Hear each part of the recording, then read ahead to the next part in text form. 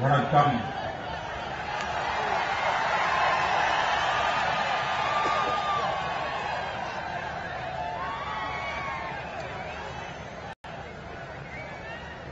தமிழுக்கும் அமுதோ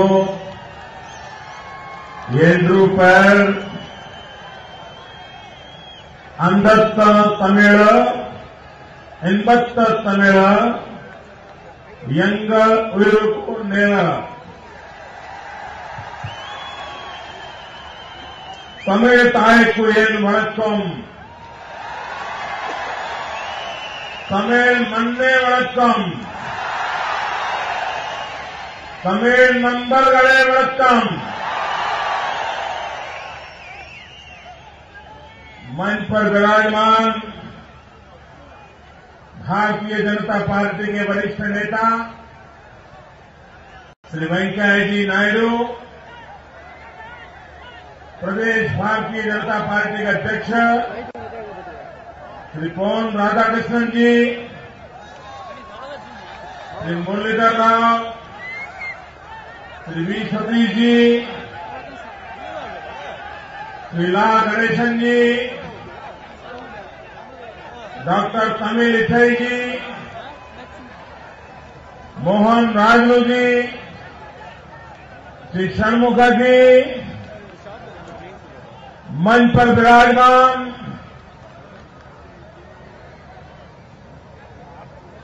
छह political parties के सभी वरिष्ठ नेतागण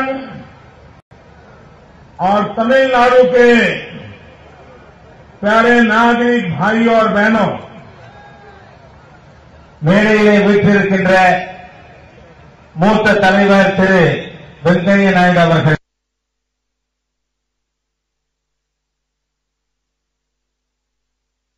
அவர்களே, திரு வி அவர்களே, திரு மோகன்ராஜ் அவர்களே, திரு வி சண்முகநாதன் அவர்களே மற்றும் மேடையிலே வீற்றிருக்கின்ற 6 கட்சிகளுடைய மூத்த தலைவர்களே, आज सुबह गुजरात से निकल करके मैं नॉर्थ ईस्ट में मणिपाल में, उसके बाद गुवाहाटी में रही और अभी आपकी सेवा में मैं चेन्नई पहुंचा हूं. வடகிழக்கு மாநிலமான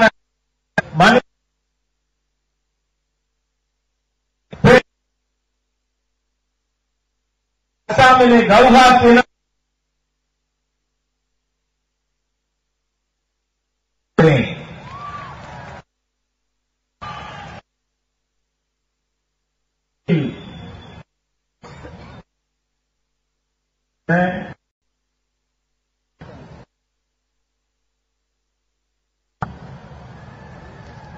नतीजे कैसे आएंगे,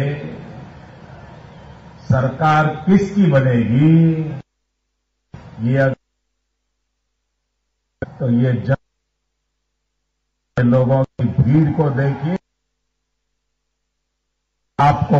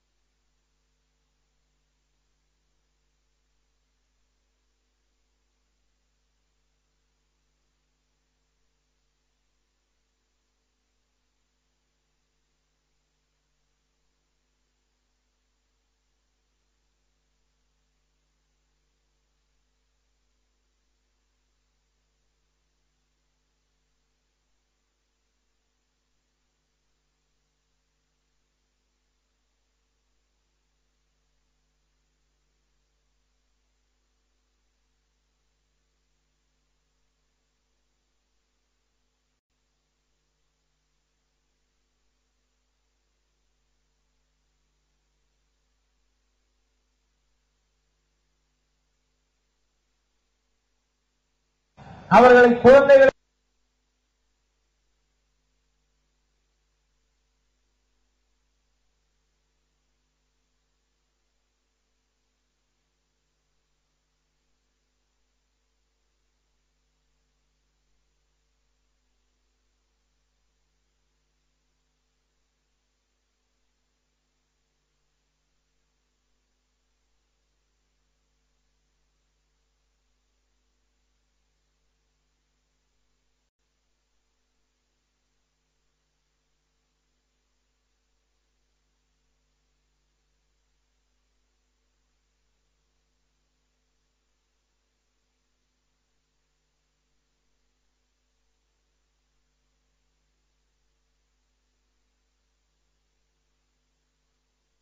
लेकिन दिल्ली सरकार में बैठे हुए लोग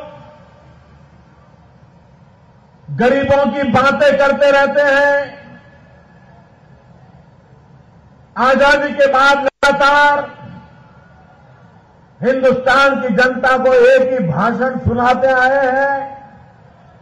जब चुनाव आता है तो गरीब गरीब गरीब गरीब गरीब की माला जपने लग जाते हैं। சுதந்திரம் கிடைத்ததிலிருந்து அரசாங்கங்கள் டெல்லியிலே ஏழைக்காக என்ன செய்திருக்கிறது? தேர்தல் என்று வருமானால் அவர்கள் ஜெபமாலை வைத்துக் கொண்டு ஏழை ஏழை என்று அவர்கள் ஜெபம் செய்கின்ற ஒரு செயல் மாத்திரம்தான் இதுவரை நடந்திருக்கிறது. भाइयों बहनों, उसी पार्टी के नेता ये कहते हैं कि गरीबी ये तो सिर्फ मन की अवस्था होती है, स्टेट ऑफ माइंड होता है। ஒரு கட்சியினுடைய தலைவர் சொல்லுகிறார், ஏழ்மை என்பது ஒருவனுடைய மனோநிலையை பொறுத்தது என்று. क्या ये गरीबों के साथ मजाक नहीं है?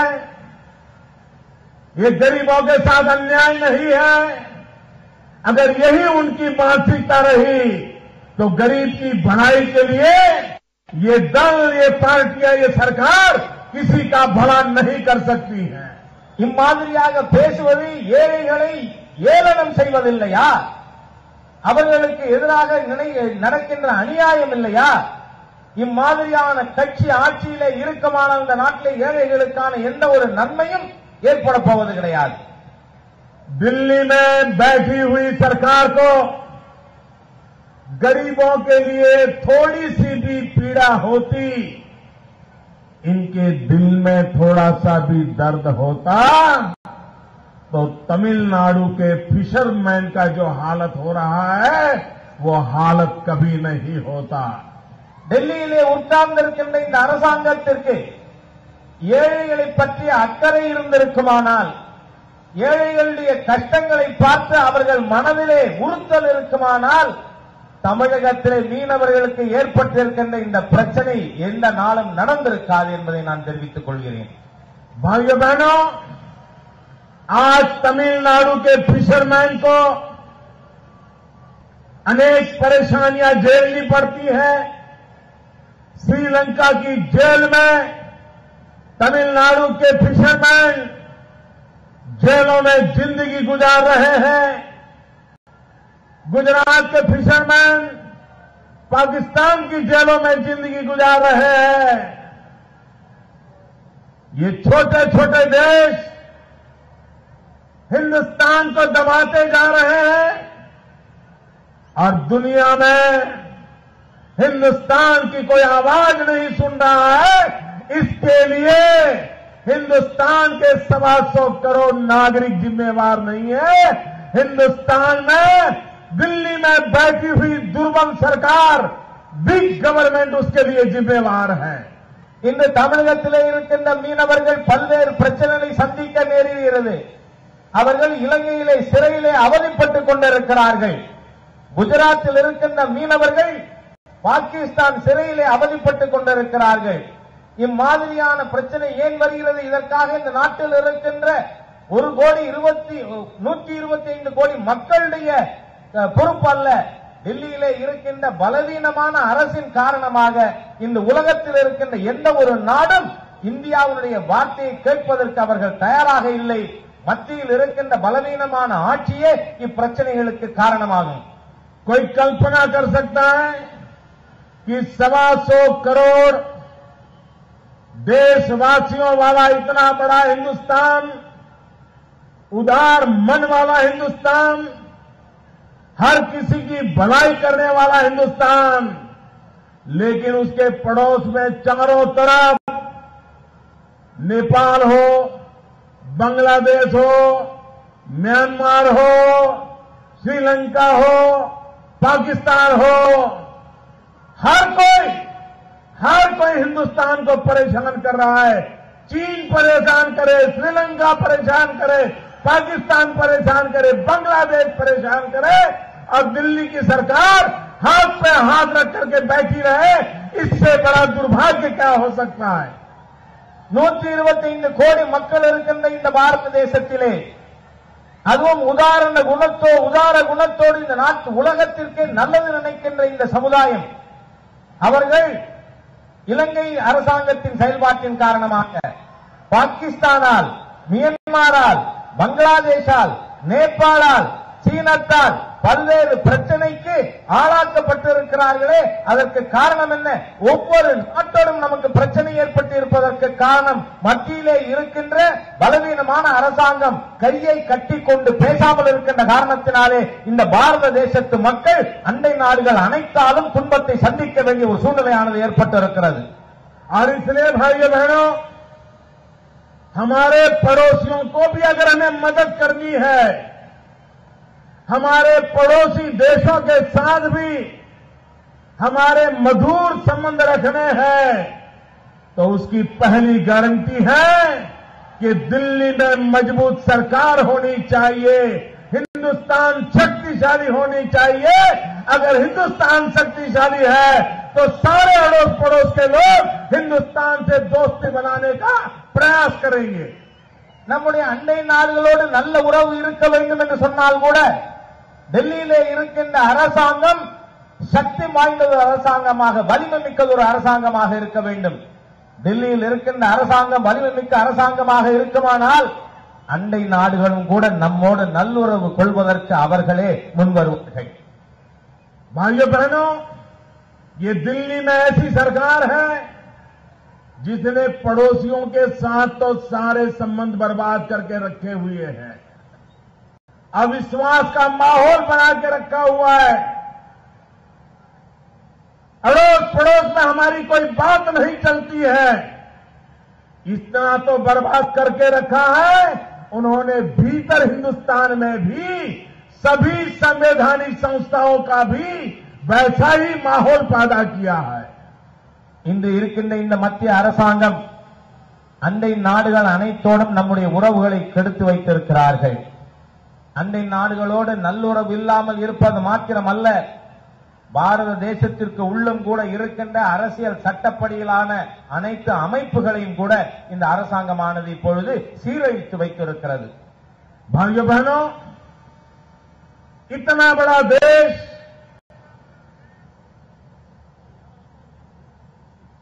संवैधानिक संस्थाओं की मर्यादाओं का अगर पालन न करे, इंस्टीट्यूशनल सैंक्टिटी अगर नहीं बनी रहती, इंस्टीट्यूशनल सेंसिटिविटी को नहीं समझते हैं, इंस्टीट्यूशनल इंटीग्रिटी की आवश्यकता नहीं समझते हैं, तो देश अंदरूनी तनाव के अंदर और अधिक संकटों के अंदर फंसता चला जाता है. மத்தியில் ஆட்சியில் இருக்கின்ற ஒரு அரசாங்கம் அரசியல் அமைப்பு சட்டத்தின் மூலமாக அமைக்கப்பட்டிருக்கின்ற அமைப்புகளுடைய புனிதத்தை, அவர்களுடைய மரியாதையை, அவர்களுடைய நேர்மையை பாதுகாக்காமல் இருக்குமானால், புரிந்து கொள்ளாமல் இருக்குமானால் இந்த நாட்டிலே மிகப்பெரிய பதட்ட சூழ்நிலையை அது உருவாக்கிவிடும். भाइयों बहनों, कांग्रेस पार्टी ने विशेष करके 10 साल से यूपीए की सरकार ने हिंदुस्तान की सभी संवैधानिक संस्थाओं को तबाह करके रखा है, बर्बाद करके रखा हुआ है. இந்த காங்கிரஸ் அரசாங்கம் விசேஷமாக கடந்த 10 ஆண்டு காலமாக நாட்டினுடைய அரசியல் அமைப்பு மூலமாக உருவாக்கப்பட்ட அனைத்து அமைப்புகளையும் சீரழித்து வைத்திருக்கிறார்கள். गवर्नर राज्यपाल पद की गरिमा राज्य और केंद्र के संबंधों में एक महत्वपूर्ण लिंक है, लेकिन ये देश का दुर्भाग्य है कि यूपीए सरकार ने राज्यपाल की पद की गरिमाओं को ठोस पहुंचाई है. इतना ही नहीं, राजभवनों को कांग्रेस कार्यालय में परिवर्तित कर दिया है.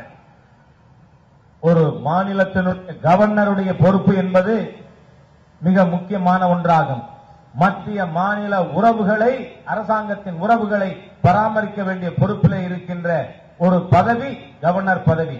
ஆனால் இந்த காங்கிரஸ் அரசாங்கம் கவர்னருடைய அதிகாரத்தை துஷ்பிரயோகம் செய்து ராஜ்பவனை எல்லாம் காங்கிரஸ் கட்சியினுடைய அலுவலகமாக இப்பொழுது அவர்கள் மாற்றி வைத்திருக்கிறார்கள். देश की चुनी हुई विधानसभाएं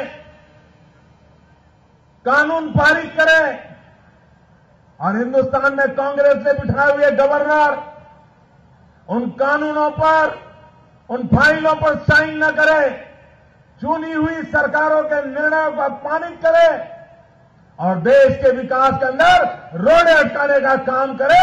इस प्रकार से इंस्टीट्यूशनों का अपमान करने का काम ये दिल्ली में बैठी हुई सरकार कर रही है. மாநிலங்களிலே தேர்ந்தெடுக்கப்பட்டிருக்கின்ற மாநில சட்டமன்றம் ஒரு சட்டத்தை இயற்றும். ஆனால் காங்கிரஸ் கட்சியால் நியமிக்கப்பட்டிருக்கின்ற கவர்னர் அந்த சட்டத்தை அவர் அதிலே கோப்பிலே கையெழுத்து போட மாட்டார். மாநிலத்தினுடைய முன்னேற்றமானது இதன் மூலமாக தடுத்து நிறுத்தப்படும் என்று சொன்னால் மாநில அரசுகள் எப்படி மக்களுக்காக சேவை செய்ய முடியும்? एक तरफ देश बर्बाद हो रहा है, इनकम टैक्स जैसे डिपार्टमेंट का उपयोग क्या हो रहा है. मेरा गुजरात का अनुभव है. जो लोग पूंजी निवेश के लिए आए, कारखाने लगाना चाहते थे, लेकिन दिल्ली सरकार को पता चला कि गुजरात के अंदर लोग पूंजी निवेश कर रहे हैं, इन्वेस्टमेंट कर रहे हैं. ये इनकम टैक्स डिपार्टमेंट का उपयोग करके वहां पर नोटिसें भेज करके रेड करके आप गुजरात में न जाओ, इस प्रकार के कारनामे करने का काम ये दिल्ली में बैठी हुई सरकार करती है. அதே போல இன்று டெல்லியில இருக்கின்ற காங்கிரஸ் அரசாங்கம் வருமான வரி அலுவலகத்தை துஷ்பிரயோகம் செய்து கொண்டிருக்கிறது. குஜராத்திலே மூலதனம் போடுவதற்காக வருகின்ற தொழிலதிபர்களை வருமான வரி இலாக்காவின் மூலம் அவர்களை துன்புறுத்துவதன் மூலமாக நீ குஜராத்திலே மூலதனம் போடக்கூடாது, அங்கு முதலீடு செய்யக்கூடாது என்று குஜராத்தின் முன்னேற்றத்திற்கு இவர்கள் தடைகள் செய்து கொண்டிருக்கிறார்கள். दिल्ली सरकार में अनेक प्रकार के कमीशन है. विमेन कमीशन है, ह्यूमन राइट कमीशन है, माइनॉरिटी कमीशन है, शेड्यूल कास्ट शेड्यूल ट्राइब के कमीशन है. इन कमीशनों का उपयोग दलित, पीड़ित, शोषित इन लोगों के हकों की रक्षा करने के लिए होना चाहिए था. लेकिन दुर्भाग्य से इन सभी संवैधानिक संस्थाओं को यूपीए सरकार ने अपने राजकीय हथकंडों के लिए उपयोग करने के कारण उन संस्थाओं की भी सैंक्टिटी को खत्म कर दिया है. அதே போல மகளிர் ஆணையம், சிறுபான்மையினர் ஆணையம், எஸ்சி எஸ்டி மக்களுக்கான ஆணையங்கள், இம்மாதிரியான ஆணையங்கள் எதற்கு இருக்கிறது? தலித் மக்கள், ஏழ்மையிலே இருப்பவர்களுக்கு நன்மை செய்வதற்காக. ஆனால் இந்த ஆணையங்களை கூட செயல்பட விடாமல் மத்திய அரசாங்கம் முடக்கி அந்த ஆணையங்களையும் அவர்கள் சீரழித்திருக்கிறார்கள். सीबीआई जैसी संस्था जिसके माध्यम से हिंदुस्तान के अंदर बहुत सारी चीजें प्रस्तावित होने की संभावनाएं थी, बुरे लोगों के लिए भय पैदा होने की संभावना थी, लेकिन कांग्रेस पार्टी ने सीबीआई को अपना एक खिलौना बना दिया. राजनीतिक हथकंडे करने के लिए उपयोग में लाने लगे. पार्लियामेंट में वोट ऑफ कॉन्फिडेंस इतना है तो सीबीआई के माध्यम से वोट बटोरे जाते हैं. सरकारें बनाने के लिए सीबीआई का उपयोग होता है. अपने विरोधी दल के नेताओं को जेलों में ठूंसने के लिए सीबीआई का दुरुपयोग होता है. इस प्रकार की प्रवृत्ति ये यूपीए सरकार कर रही है. அதே போல சிபிஐ இந்த அரசாங்கம் தவறாக பயன்படுத்திக் கொண்டிருக்கிறது. சிபிஐயின் மூலமாக இந்த நாட்டிலே பல்வேறு நல்ல செயல்களை செய்ய முடியும், தீய சக்திகளுக்கு அச்சத்தை கொண்டு வர முடியும். ஆனால் அரசியல் காரணங்களுக்காக இந்த சிபிஐ பயன்படுத்தப்படுகிறது. பாராளுமன்றத்திலே வாக்கெடுப்பிலே வெற்றி பெற வேண்டுமா, சிபிஐ பயன்படுத்தி வாக்கெடுப்பிலே வெற்றி பெறுவது. அரசாங்கத்தை காப்பாற்ற, அரசாங்கத்தை உருவாக்க சிபிஐ இவர்கள் தவறாக பயன்படுத்திக் கொண்டிருக்கிறார்கள். हिंदुस्तान के गरीब से गरीब इंसान के मन में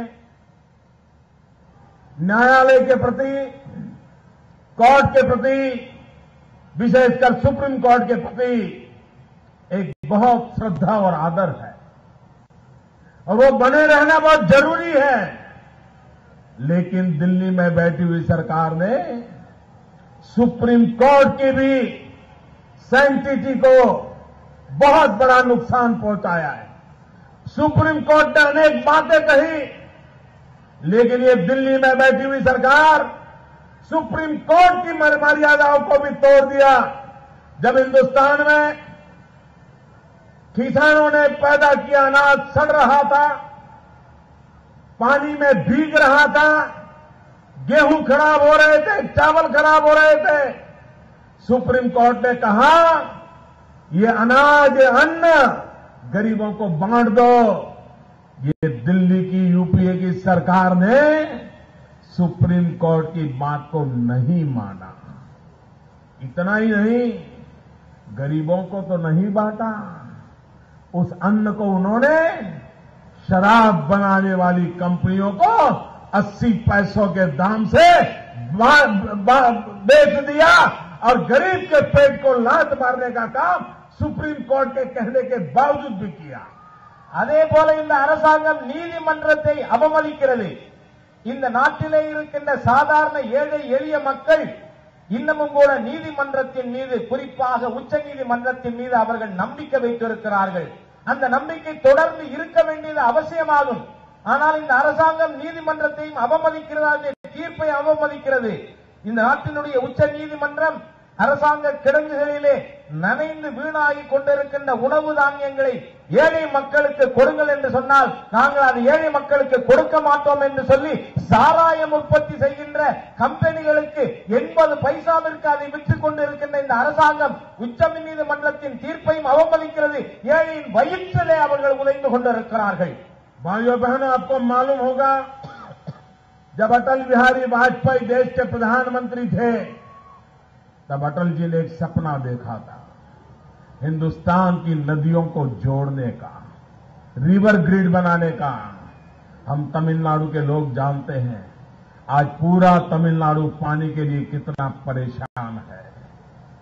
ये क्या हालत है, एक तरफ नदियों में बाढ़ आ रही है, लोग परेशान हो रहे हैं, दूसरी तरफ लोग पानी के बिना परेशान हो रहे हैं। वाजपेयी जी की सरकार ने नदियों का रिवर ग्रिड बना करके हिंदुस्तान के अंदर कोने कोने में पानी पहुंचाने का एक बीड़ा उठाया था। उसके लिए टास्क फोर्स बनाया था, उसकी रिपोर्ट आई थी, गंगा कावेरी को जोड़ने का उन्होंने सपना देखा था। लेकिन भाइयों बहनों, ये यूपीए सरकार आने के बाद वो सारी योजना को डिब्बे में डाल दिया। तो किसी सज्जन ने सुप्रीम कोर्ट में पीआईएल की, सुप्रीम कोर्ट में जाकर के कहा ये काम को रोका गया है। सुप्रीम कोर्ट ने यूपीए सरकार को तत्काल आगे बढ़ने के लिए आदेश दिए, एक कमेटी बनाने के लिए कहा, लेकिन ये यूपीए सरकार सुप्रीम कोर्ट की सैंक्टिटी को भी स्वीकार करने को तैयार नहीं। उन्होंने 15 महीने बिता गए लेकिन कमेटी नहीं बनाई और रिवर ग्रिड के प्रोजेक्ट को, गंगा कावेरी को जोड़ने के प्रोजेक्ट को उन्होंने डिब्बे में डाल करके रखा हुआ है। வாஜ்பாய் அவர்கள் அரசாங்கம் நடந்து கொண்டிருந்த பொழுது வாஜ்பாய் அவர்கள் ஒரு மிகப்பெரிய கனவு கண்டார்கள். இந்த நாட்டிலே தமிழக மக்கள் உங்களுக்கு நன்றாக தெரியும், நாம் தண்ணீருக்காக எவ்வளவு சிரமப்பட்டுக் கொண்டிருக்கிறோம் என்று. ஆகவே வாஜ்பாய் கண்ட கனவு இந்த நாட்டில் இருக்கின்ற தேசிய நதிகளை இணைக்க வேண்டும் என்று. அதன் மூலமாக ஒரு பக்கத்திலே வெள்ளம் வந்து மக்கள் அவதியுற்றுக் கொண்டிருக்கிறார்கள், இன்னொரு பக்கத்திலே மக்கள் தண்ணீர் இல்லாமல் அவதிப்பட்டுக் கொண்டிருக்கிறார்கள். ஆகவே தேசிய நதிகள் இணைக்கப்பட வேண்டும், கங்கை காவேரி இணைக்கப்பட வேண்டும் என்று வாஜ்பாய் அரசாங்கம் திட்டம் வகுத்தது. ஆனால் இந்த அரசாங்கம் அதை செயல்படுத்தவில்லை. அந்த சமயத்திலே ஒருவர் பொதுநல வழக்கு தொடர்ந்தார். உச்சநீதிமன்றம் கேட்டது, 2002 வாஜ்பாய் அவர்களுடைய அரசாங்கம் கொண்டு வந்த அந்த திட்டம், அதற்கு ஒரு கமிட்டி அமைக்க வேண்டும், அது செயல்படுத்த வேண்டும் என்று உச்சநீதிமன்றம் கேட்டுக்கொண்டு 15 மாதங்கள் ஆன பிறகும் கூட இன்னமும் கூட உச்சநீதிமன்ற தீர்ப்பின்படி கமிட்டி அமைக்காமல் நீதிமன்றத்தை இந்த அரசாங்கம் அவமதித்துக் கொண்டிருக்கிறது. इतना ही नहीं भाइयों, पंडित नेहरू के जमाने से हमारे देश में प्लानिंग कमीशन बना था. आज उन्होंने उस प्लानिंग कमीशन को जीरो कर दिया और एक झोला छाप लोगों का एनएसी बना दिया, एनजीओ का एनएसी बना दिया और आज देश का पूरा कारोबार एनएसी के हाथ में सुपुर्द कर दिया है. प्रधानमंत्री पद की गरिमा नहीं रही, प्रधानमंत्री के कार्यालय की गरिमा नहीं रही, प्लानिंग कमीशन की गरिमा नहीं रही. एक पूरी तरह पर्दे के पीछे से सरकार चलाने के कारनामे चल रहे हैं. அதே போல பண்டிட் ஜவஹர்லால் நேரு அவருடைய காலத்திலிருந்து திட்ட கமிஷன் ஆனது உருவாக்கப்பட்டது. ஆனால் இன்றைக்கு நேஷனல் அட்வைசரி கவுன்சில் என்று சொல்லி திட்ட கமிஷனுக்கு எந்த மரியாதையும் கிடையாது. எந்த விஷயம் திட்ட கமிஷனில் விவாதிப்பது கிடையாது. பர்தாவுக்கு பின்னால் இருந்து கொண்டு யாரோ இந்த என்ஏசியின் மூலமாக இந்த அரசாங்கத்தை ஆட்டி வைத்துக் கொண்டிருக்கிறார்கள். இந்த திட்ட கமிஷனுக்கான மரியாதையும் காற்றிலே பறக்கப்பட்டு விடப்பட்டது. भाइयों बहनों, हिंदुस्तान के 60 साल के इतिहास में कभी भी दिल्ली सरकार और सेना के बीच में कभी तनाव नहीं हुआ. राष्ट्र की रक्षा के लिए ये बहुत महत्वपूर्ण बात होती है कि सरकार और सेना की तीनों विंग के लिए उनके बीच में कभी तनाव नहीं होना चाहिए, अच्छे से अच्छा कोऑर्डिनेशन होना चाहिए. लेकिन भाइयों बहनों, पिछले 10 साल में अनेक घटनाएं ऐसी घटी है कि दिल्ली की सरकार और हिंदुस्तान की सेना के बीच लगातार तनाव चलता रहा है. அதே போல நண்பர்களே, இந்த சுதந்திரம் கிடைத்த 60 ஆண்டுகளுக்கு மேலாக ஆன இந்த காலகட்டத்திலே மத்திய அரசாங்கத்திற்கும் ராணுவத்திற்கும் இடையே எந்த பதட்டமும் இல்லாத ஒரு சூழ்நிலை இருந்தது. நாட்டின் பாதுகாப்பிற்காக ராணுவத்திற்கும் மத்திய அரசாங்கத்திற்கும் நல்ல உறவு இருக்க வேண்டும், பதட்டம் இருக்கக்கூடாது. ஆனால் கடந்த 10 ஆண்டுகளிலே ஏற்பட்டிருக்கின்ற பல்வேறு பிரச்சனைகள் மூலமாக அரசாங்கத்திற்கும் ராணுவத்திற்கும் இடையே பல சந்தர்ப்பங்களிலே பதட்டமான சூழ்நிலையானது ஏற்பட்டிருக்கிறது. भारत की सेना में संप्रदाय के जहर की खेती पिछले 50 साल में कभी किसी ने नहीं की थी. लेकिन भारत की सेना के भीतर संप्रदाय के जहर की खेती करने का पाप ये दिल्ली में बैठी हुई यूपीए सरकार ने किया. उन्होंने सेना को आदेश दिया कि सेना में गिनती करो कि किस धर्म के कितने लोग हैं, हिंदू कितने हैं, मुसलमान कितने, ईसाई कितने हैं. और सेना ने कह दिया, दिल्ली सरकार को कह दिया, ये पाप हम सेना में नहीं होने देंगे. हम भारत मां के लाल है, हम संप्रदाय में सेना को नहीं बांटने देंगे. ये संप्रदाय के जहर की खेती सेना में जाकर के करने वाले लोग हिंदुस्तान को सुरक्षित कैसे रखेंगे. அதே போல இந்த நாட்டினுடைய ராணுவத்திலே மதவாத சிந்தனையானது ஒரு காலம் இல்லாமல் இருந்தது.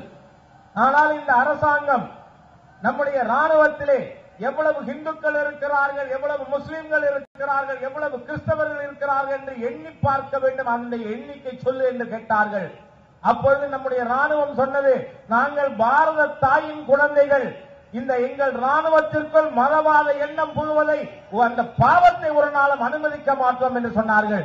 ஆனால் இந்த ராணுவத்திலே இந்த பாவச் செயலை செய்கின்ற இந்த அரசாங்கம் இந்த நாட்டை எப்படி காப்பாற்றப் போகிறது? इतना ही नहीं भाइयों बहनों, डिफेंस मिनिस्ट्री और सेना के बीच में भी तनाव चलता रहता है. डिफेंस मिनिस्टर पार्लियामेंट में एक बयान दे और सेना के अधिकारी पार्लियामेंट के बाद दूसरा प्रेस स्टेटमेंट जारी करे. ऐसी स्थिति हिंदुस्तान ने पहली बार देखी है। அதே போல பாதுகாப்பு அமைச்சகத்திற்கும் ராணுவத்திற்கும் இடையே கருத்து வேறுபாடு.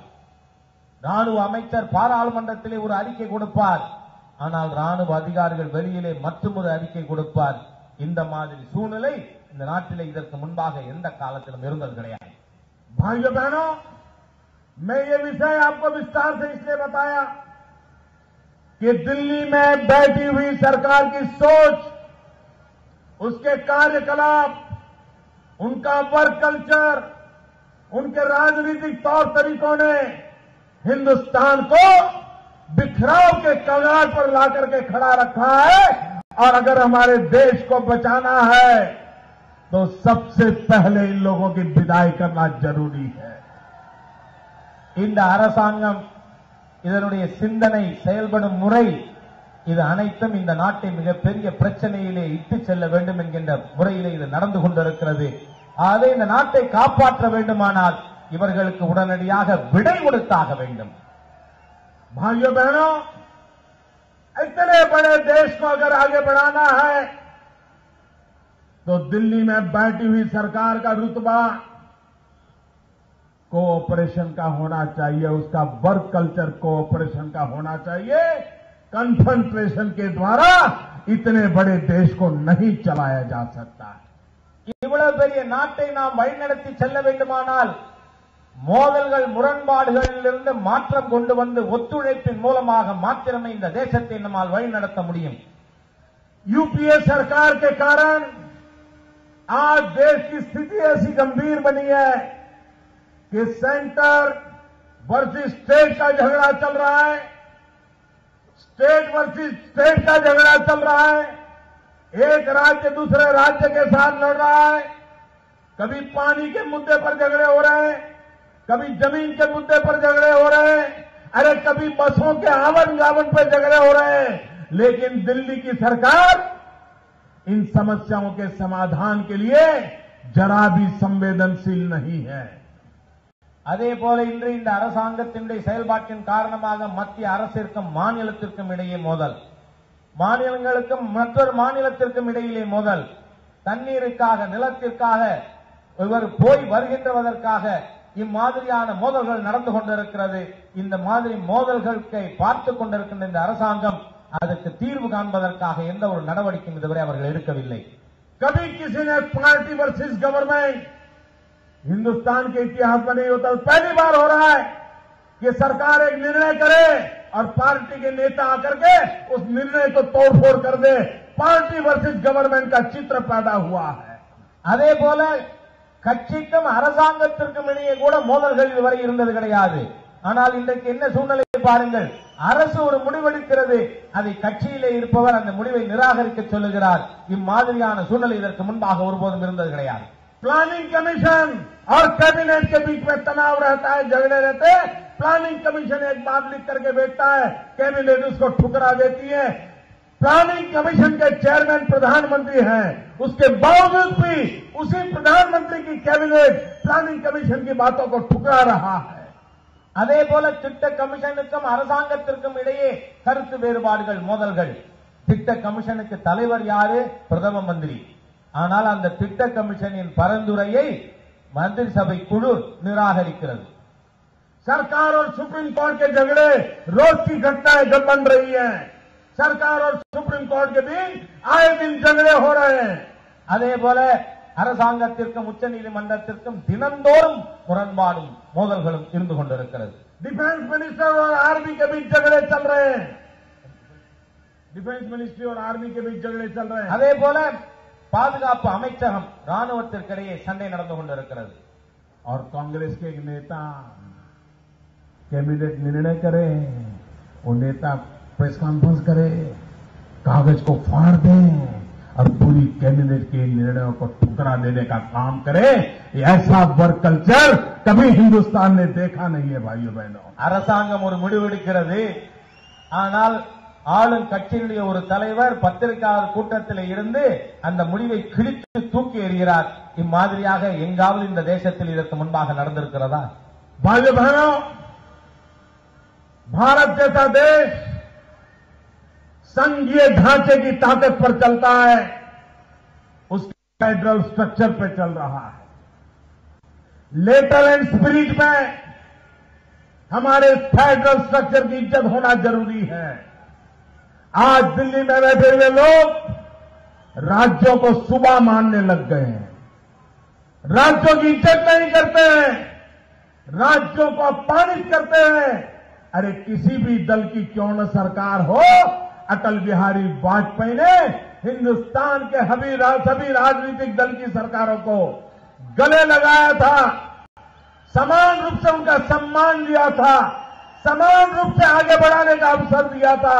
लेकिन ये यूपीए की सरकार राज्यों को नीचा दिखाने में, राज्यों में तनाव पैदा करने में, राज्यों के विकास की रुकावट डालने में आज यूपीए की सरकार पूरे फेडरल स्ट्रक्चर को तबाह कर रही है। அதேபோல் இந்த நாடு சமஷ்டி ஆட்சி முறையை நாம் வைத்திருக்கிறோம், கூட்டாட்சி முறை. மாநில அரசுகள் மதிக்கப்பட வேண்டும். ஆனால் ஐக்கிய முற்போக்கு கூட்டணி அரசாங்கம் மாநிலங்களுடைய வளர்ச்சிக்கு அவர்கள் முட்டுக்கட்டை போடுகிறார்கள், மாநிலங்களை மதிப்பதில்லை. அடல் பிஹாரி வாஜ்பாய் அவர்கள் ஆட்சியிலே இருந்த பொழுது மாநிலங்களோடு ஒத்துழைப்பு, தோளோடு தோள் தழுவி மக்களுடைய முன்னேற்றத்திற்காக நாம் மாநில அரசுகளுக்கு ஆதரவு கொடுத்து மரியாதையோடு நடத்தினோம். ஆனால் இன்றைக்கு இந்த அரசாங்கம் அது எந்த கட்சியினுடைய ஆட்சியாக இருந்தாலும் மாநில அரசின் வளர்ச்சிக்கு விரோதமாக இவர்கள் நம்முடைய கூட்டாட்சி முறைக்கு விரோதமாக செயல்பட்டுக் கொண்டிருக்கிறார்கள்.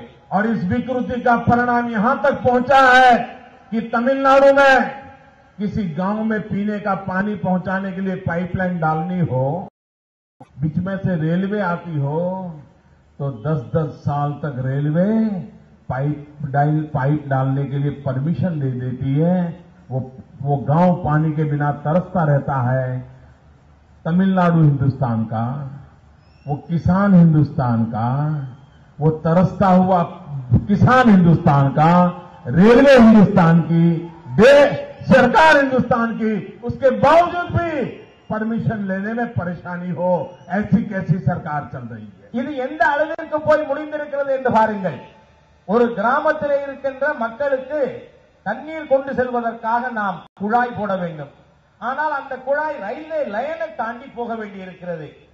அதன் மத்திய அரசாங்கத்தினுடைய இலாக்கா ரயில்வே டிபார்ட்மெண்ட், அதற்கு அவர்கள் அனுமதி கொடுக்க மறுக்கிறார்கள். 10 ஆண்டுகளுக்கு தண்ணீர் போகாமல் இருக்கிறது. அங்கே இருக்கின்ற விவசாயிகள் நீர் இல்லாமல் தவித்துக் கொண்டிருக்கிறார்கள். யோசித்து பாருங்கள், இந்த விவசாயிகள் இந்தியர்கள், அந்த கிராமம் இந்தியாவில் இருக்கு, இங்க தமிழ்நாடு இந்தியாவில் இருக்கு, ரயில்வே இலாக்கா இந்தியாவில் இருக்கு, இந்த அரசாங்கம் இந்தியாவோடது. ஆனால் இம்மாதிரியான பிரச்சனை இவர்கள் நம்முடைய விவசாயிகள் தண்ணீர் இல்லாமல் திண்டாடுகிறார்கள்.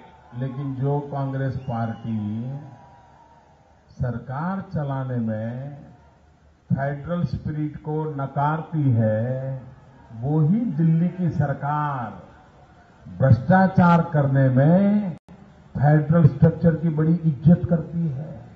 उनके छोटे छोटे राज्यों के जो दल है उनको अनाप शनाप लूट करने के लिए मौका देती है, क्योंकि उनको सरकार बचानी होती है। और आपके तमिलनाडु में तो इसके बेनिफिशियरी बहुत बड़े बड़े बैठे हुए हैं। மத்தியில் இருக்கின்ற இந்த அரசாங்கம் கூட்டாட்சி முறை எப்படி சீரழித்துக் கொண்டிருக்கிறார்களோ, ஆனால் ஊழல் செய்வதிலே இவர்கள் இந்த கூட்டாட்சி முறையை ரொம்பவே மரியாதை கொடுக்கிறாங்க. மாநிலங்களில் இருக்கின்ற சின்ன சின்ன கட்சிகள் அவர்களோடு இவர்கள் கூட்டு சேர்ந்து கொண்டு ஊழல் செய்வதிலே இவர்கள் எப்படி அவர்கள் அதிகமாக செய்திருக்கிறார்கள் என்பது, இந்த ஊழலின் மூலமாக பலன் அடைந்தவர்கள் தமிழ்நாட்டிலே நிறைய பேர் இருக்கின்ற காரணத்தால் உங்களுக்கு நான் சொல்லாமலே அது தெரியும். आज कांग्रेस के एक नेता गुजरात में गए थे, बिना सिर पैर की बातें करके आए हैं, झूठी जानकारियों के आधार पर आज वो गुजरात में जाकर के गुजरात को बदनाम करने का उन्होंने प्रयास किया है। और यहां तक कह दिया,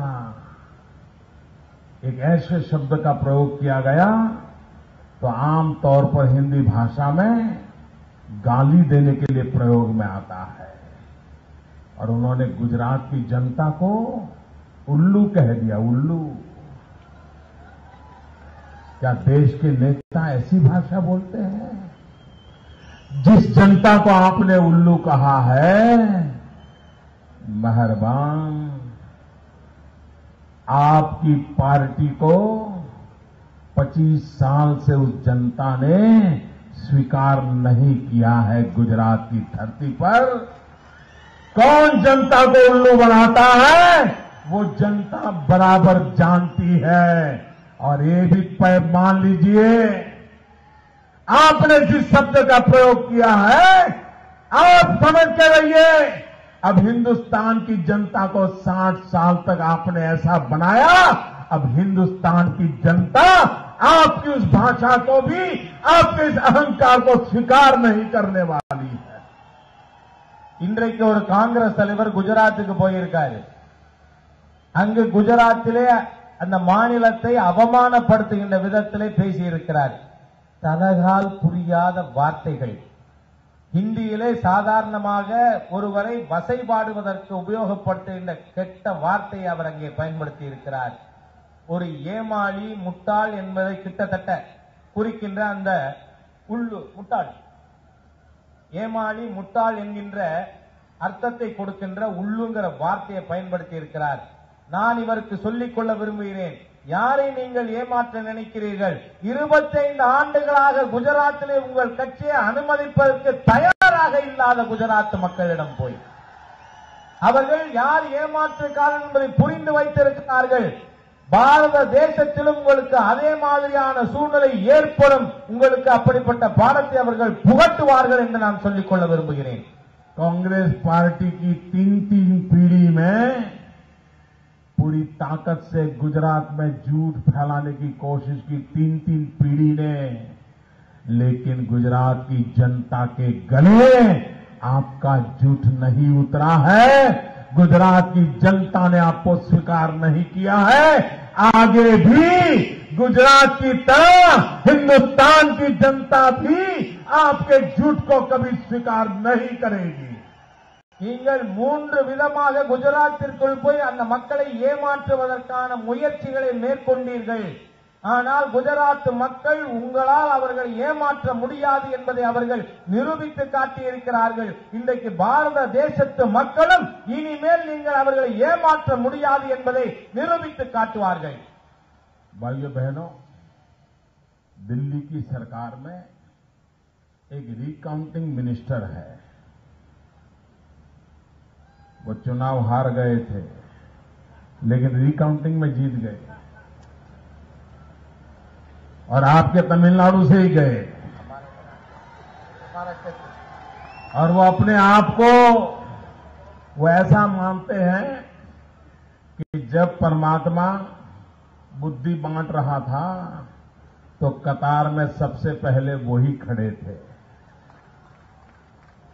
மத்திய அரசாங்கத்தில் ஒருவர் மறு வாக்கு எண்ணிக்கை மந்திரின்னு ஒருத்தர் இருக்கார். அவர் தேர்தல்ல தோத்து போனாரு, ஆனா மறு வாக்கு எண்ணிக்கையில ஜெயிச்சு விட்டார். அவர் என்ன நினைக்கிறாருன்னா, ஆண்டவன் புத்தியை கொடுக்கும் பொழுது அவர் தான் முதல்ல நின்று புத்தியை வாங்கின்றது மாதிரியா நினைக்கிறார். ये रिकाउंटिंग मिनिस्टर, इनका अहंकार अब छत पे चढ़ करके बोल रहा है। आए दिन मेरे लिए अभद्र भाषा का प्रयोग करते हैं, हल्की बातें बताते हैं। मैं ज्यादातर मौन रहता हूं,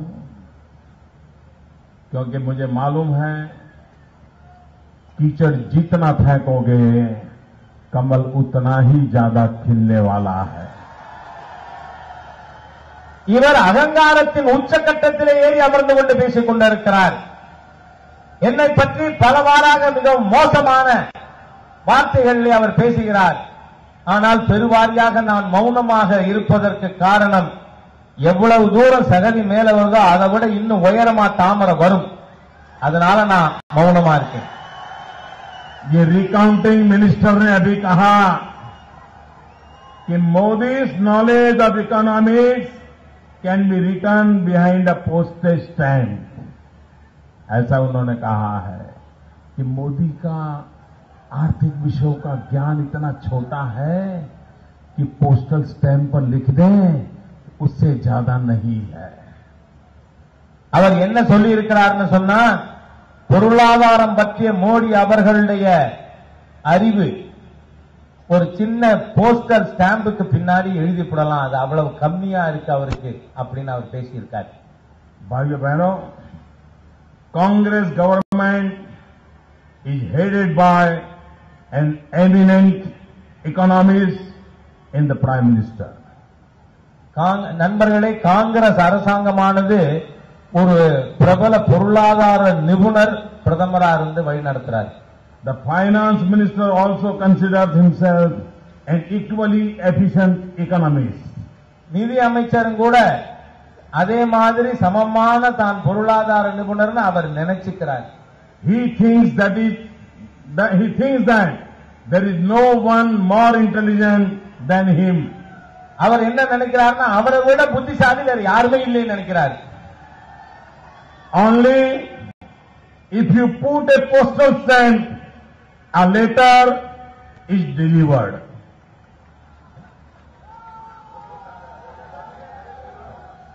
போஸ்டல் ஸ்டாம்ப் ஒட்டினதுக்கு அப்புறம் தான் கடிதமானது போய் சேரும். I have proved myself with my delivery. நான் என்னுடைய செயல்பாட்டின் மூலமாக நிரூபித்து காட்டியிருக்கிறேன். But you have proved as a top economist. நீங்கள் மிக பெரிய பொருளாதார நிபுணர் நினைச்சிட்டு இருக்கீங்க.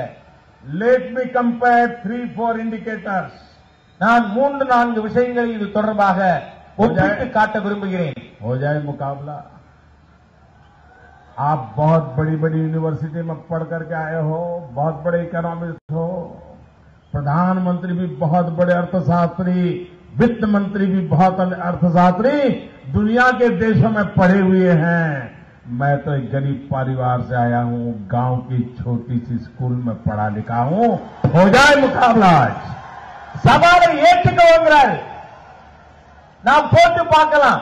இந்த நாட்டினுடைய பிரதமரும் பெரிய பொருளாதார நிபுணர், இந்த நிதி அமைச்சர் பெரிய பெரிய பல்கலைக்கழகங்களில் படித்து வந்தவர், வெளிநாடுகளுக்கு போனவர்கள். ஆனால் நான் சாதாரண ஏழை குடும்பத்திலே வந்து சாதாரண பள்ளிக்கூடத்திலே படித்து வந்தவன். வரட்டும், மோதி பார்க்கலாம்.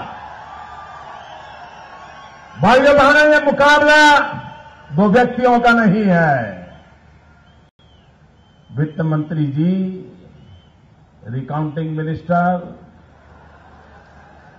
आप हार्वर्ड से आए हैं, हम हार्ड वर्क से आए हैं।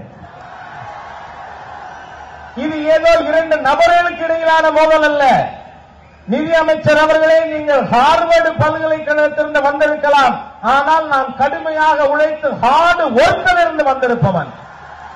देश का भाग्य हार्वर्ड बदलेगा कि देश का भाग्य हार्ड वर्क बदल सकता है, ये मैं आपको बताना चाहता हूं। நாட்டை உருவாக்குவது ஹார்வர்டா அல்லது இந்த நாட்டிலே மாற்றம் கொண்டு வருவது கடுமையான உழைப்பா என்பதை பார்த்து விடுவோம். भाइयों बहनों, every state, every country tries to achieve high GDP growth rate. When Sri Atal Bihari Vajpayee left in 2004, our nation's GDP was growing at the rate of 8.06%. Today, as per your own estimates, Mr. Recounting Minister, as per your own estimates, GDP growth rate for 2012-2013 is only 4.5%. ஒரு நாட்டினுடைய வளர்ச்சி என்பது பொருளாதார வளர்ச்சி விகிதத்தை வைத்து நிர்ணயிக்கப்படுகிறது. ஒவ்வொரு நாடும் அதன் வளர்ச்சி விகிதத்தை நாம் அடைய வேண்டும் என்று நினைக்கிறது. தேசிய ஜனநாயக கூட்டணி ஆட்சியிலே 2003-2004 இந்த நாட்டினுடைய பொருளாதார வளர்ச்சி விகிதம் 8.06%. ஆனால் இந்த ரீகவுண்டிங் மினிஸ்டர், இவர் நிதியமைச்சராக இருக்கின்ற இந்த காலகட்டத்திலே உங்களுடைய மதிப்பீட்டின்படி இந்த 2012-13 ஆண்டிற்கான பொருளாதார வளர்ச்சி 4.6%. Every Indian can see it and feel it. Is this what you have achieved with your knowledge of economics? இதுதான் நீங்கள் உங்களுடைய பொருளாதார மேதாவிலாசத்தை வைத்து சாதித்திருப்பதா? On the other hand,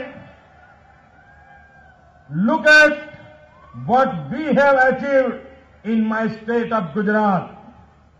In 2001, when I took over as the Chief Minister, the Gujarat GDP growth was minus 4.8%. We worked hard with our so-called limited knowledge of economics and what we have achieved. 2001 நான் குஜராத்தினுடைய முதலமைச்சராக பொறுப்பேற்ற பொழுது குஜராத் மாநிலத்தினுடைய பொருளாதார வளர்ச்சி -4.8%.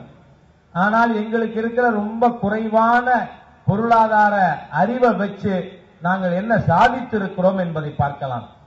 Between 2001-2 and 2011-12, India grew at an average rate of 7.6%, whereas Gujarat grew at an average rate of 10.1%. This is double-digit growth. Friends, facts speak for themselves. ஆனால் உண்மைகள் மறைக்க முடியாது. 2001 2011-12 வரை இந்த நாட்டினுடைய சராசரி வளர்ச்சி விகிதம் 7.6. ஆனால் இதே காலகட்டத்திலே குஜராத்திலே நாம் சாதித்திருப்பது குஜராத் மாநில பொருளாதார வளர்ச்சி 10.1%. இரட்டை இலக்க வளர்ச்சியை நாங்கள் காட்டியிருக்கிறோம். உண்மைகளை உங்களால் மறைக்க முடியாது. ये इंटेलिजेंट रिकाउंटिंग मिनिस्टर का पराक्रम देख लिया ना? இந்த புத்திஜீவி ரீகவுண்டிங் மந்திரி உங்க வேலையினால என்ன கிடைச்சிருக்குன்னு பாத்துட்டீங்களா? It is said that Gujarat government has created a lot of liabilities and we take a lot of debt. Gujarat அரசாங்கம் நிறைய கடன்களை வாங்கி இருக்கிறது என்று சொல்கிறார்கள். लेकिन सच्चाई क्या है? The finance ministry data shows that the central government liabilities total 50 lakh crores by the end of March 2013. 50 lakh crore रुपयों का कर्ज, 50 लाख करोड़ रुपयों का कर्ज, ये इनका इकोनॉमिक्स है. ஆனால் உண்மை என்னவென்று சொன்னால் இந்த ஆண்டு இந்த நாட்டினுடைய கடன் 50 லட்சம் கோடி. இதுதான் பொருளாதார நிபுணருடைய செயல்பாடு. और ये 50 लाख करोड़ का मतलब होता है ये नेशनल जीडीपी का 50% होता है. இந்த 50 லட்சம் கோடி என்பது இந்த நாட்டினுடைய மொத்த வருமானத்தில் 50% ஆகும். All other states have incurred debt far less than central government percentage. Who has created larger debt on the public exchequer? Mr. Recounting Minister, country want to know this.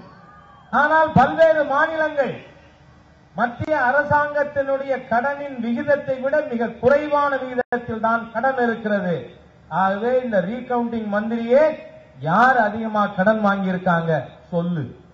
There is an act which shows that what the maximum limit of fiscal deficit is. Most of the states in India every year limit their fiscal deficit to less than 3%. But the central government who came out with the act does not follow it and fiscal deficit is 5.2% in 2012 and 13. அதாவது ஒரு சட்டம் இருக்கிறது. இந்த நாட்டிலே நிதி பற்றாக்குறை என்பது அந்த ஆண்டு நாட்டினுடைய மொத்த வருமானத்திலே 3% கீழ் இருக்க வேண்டும் என்று. ஆனால் இந்த சட்டத்தை கொண்டு வந்த மத்திய அரசாங்கம், இவர் இந்த ரீகவுண்டிங் மினிஸ்டர் செயல்பாட்டில் மத்திய அரசாங்கத்தினுடைய நிதி பற்றாக்குறை 5.6% இருக்கிறது. अपनी बुद्धि का अहंकार करने वाले रिकाउंटिंग मिनिस्टर, ये चेन्नई की धरती आपको पूछ रही है कि देश का खजाना तबाह कर दिया, जिम्मेवार आप है. ஆகவே இந்த ரீகவுண்டிங் மந்திரிக்கு நான் சொல்லுகிறேன், சென்னையின் மண்ணிலிருந்து இந்த நாட்டினுடைய பொருளாதாரத்தை சீரழித்திருப்பது நீங்கள்.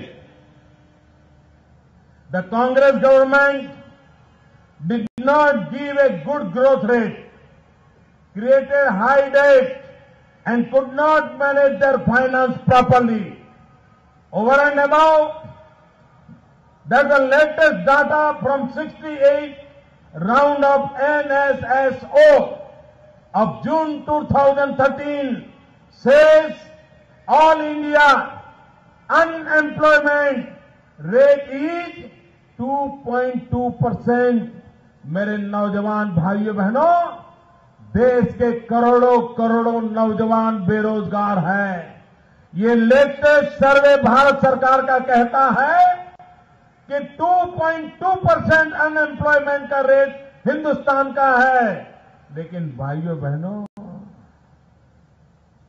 एक ऐसा व्यक्ति जो चाय बेचते बेचते यहां पहुंचा है, एक ऐसा व्यक्ति जिसे हार्वर्ड का दरवाजा भी देखने को नहीं मिला है, उस राज्य में अनएम्प्लॉयमेंट इज only 0.5%.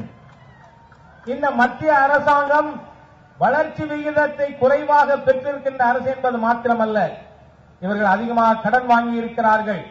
நாட்டின் பொருளாதாரத்தை இவர்கள் சரியாக நிர்வகிக்காமல் இருக்கிறார்கள். நேஷனல் சாம்பிள் சர்வே ஆர்கனைசேஷன், நாட்டினுடைய புள்ளி விவரங்கள் கணக்கீடு செய்கின்ற அமைப்பு, இந்த நாட்டினுடைய வேலையின்மை 2.2% என்று கணித்திருக்கிறது. ஆனால் ஹார்வர்டு யூனிவர்சிட்டியினுடைய கதவை கூட பார்க்க முடியாத, டீ விற்பனை செய்து வளர்ந்த இந்த மோடியினுடைய குஜராத்திலே வேலையில்லாதவர்களுடைய எண்ணிக்கை 0.5%. भाइयों बहनों, मैं आज गर्व के साथ कहना चाहता हूं, we have the lowest unemployment rate and also the highest placement rate in the country. ஆகவே நான் பெருமிதத்தோடு சொல்லிக் கொள்ள முடியும், குஜராத்திலே வேலையின்மையிலே மிக குறைந்த விகிதம் வேலையின்மை இருக்கிறது, ஆனால் வளர்ச்சியிலே மிக அதிகமானதாக இருக்கிறது. भाइयों बहनों, Congress has failed in creating jobs and people have started losing their jobs. அதே போல சகோதர சகோதரிகளை, காங்கிரஸ் வேலை வாய்ப்பை உருவாக்க தவறிவிட்டது. வேலையில் இருப்பவர்கள் வேலையை இழந்து கொண்டிருக்கிறார்கள். Friends, you can decide for yourself from these figures. Dear Finance Minister, knowledge of economics does not come from books alone. ஆகவே நண்பர்களே, இதிலிருந்து நாம் புரிந்து கொள்ள வேண்டும், பொருளாதார அறிவு என்பது புத்தகத்திலிருந்து மாத்திரம் வந்துவிடக்கூடிய விஷயம் அல்ல. What is required is good governance and care for the citizens. ஆகவே தேவை என்பது நல்லாட்சியாகும், அனுபவமாகும். The result will come if you are close to the people, know their problems and have a vision to answer it. ஆகவே மக்களோடு நெருங்கி பழகும் பொழுது பிரச்சனை இல்லாமல் நிர்வகிக்க முடியும். This is what development is. இதுதான் முன்னேற்றம் என்பது. और इसलिए मैं कहता हूं भाइयों, हार्ड वर्क से नहीं चलता है, हार्ड वर्क से देश चलता है. और हमने हार्ड वर्क करके दिखाया है और आगे भी मैं देशवासियों को विश्वास दिलाता हूं, हम मेहनत करने में कमी नहीं रखेंगे. भारतीय जनता पार्टी की दिल्ली में सरकार बनेगी, राज्यों को अधिकार मिलेगा, संस्थाओं का सेंटिटी बनी रहेगी, देश प्रगति के राह पर चलेगा, नौजवान को रोजगार मिलेगा. ये सपना देख करके हम काम करना चाहते हैं. ஆகவே நான் சொல்லுகிறேன், ஹார்வர்டிலிருந்து முன்னேற்றம் வரப்போவதில்லை. ஹார்ட் ஒர்க், கடின உழைப்பிலிருந்து தான் முன்னேற்றம் வரும். நாம் கடின உழைப்பு செய்து முன்னுக்கு வந்திருப்பவன். நாம் மத்தியிலே பாரதிய ஜனதா கட்சியின் ஆட்சி வரும் பொழுது உழைப்பதற்கு அஞ்ச மாட்டேன். அதன் மூலமாக இந்த நாட்டினுடைய அரசியல் சட்டத்திற்கு மதிப்பு வரும், மாநிலங்கள் மதிக்கப்படும், இந்த நாடு முன்னேற்றம் அடையும். भाई बहनों,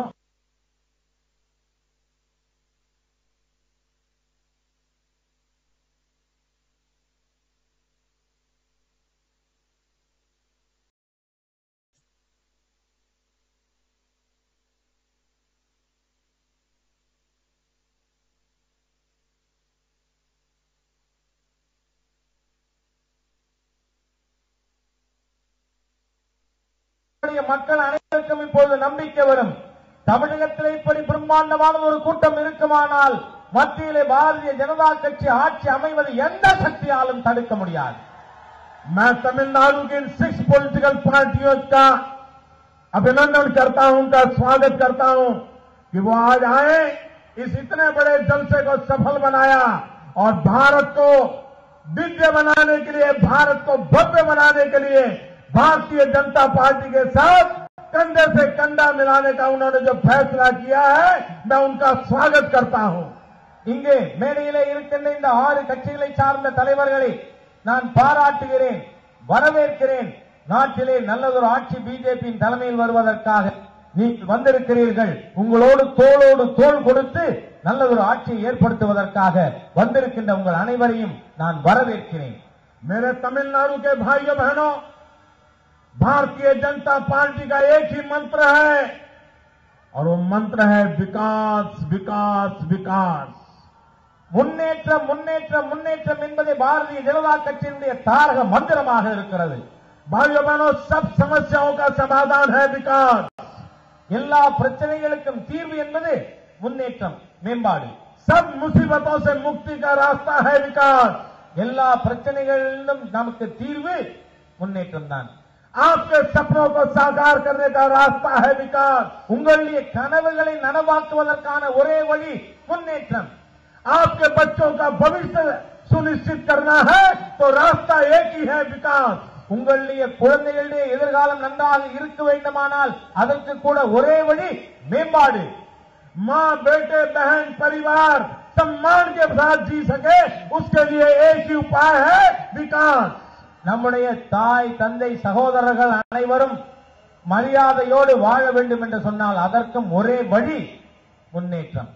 और इसलिए मैं आपसे अनुरोध करने आया हूं, 2014 का चुनाव विकास के मुद्दे पर लड़ा जाए, डेवलपमेंट के मुद्दे पर लड़ा जाए, हिंदुस्तान के भाग्य बदलने का संकल्प करके लड़ा जाए.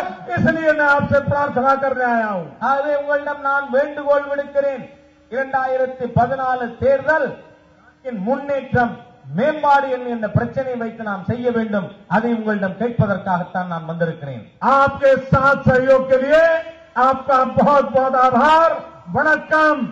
உங்களுடைய உதவிக்கும் ஆதரவிற்கும் நன்றி, வணக்கம்.